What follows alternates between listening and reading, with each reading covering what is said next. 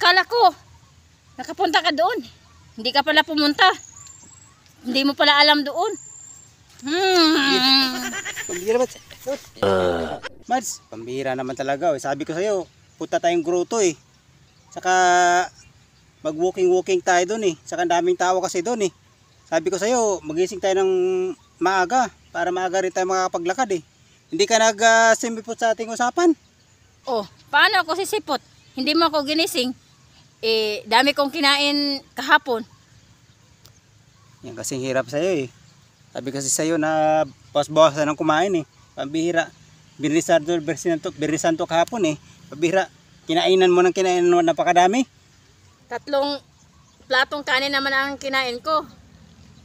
At saka, ang ulam ko ay humba. At saka, isang buong litsun. Litsun baboy ba? Oh, saka ano pa? Tsaka, adobong manok.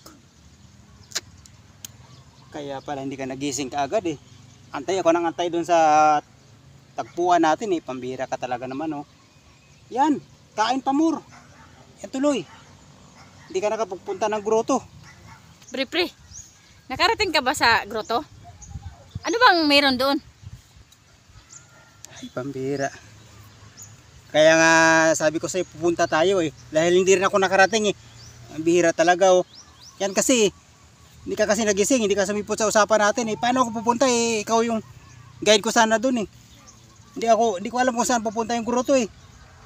Akala ko, nakapunta ka doon. Hindi ka pala pumunta. Hindi mo pala alam doon. Pambira, Mads.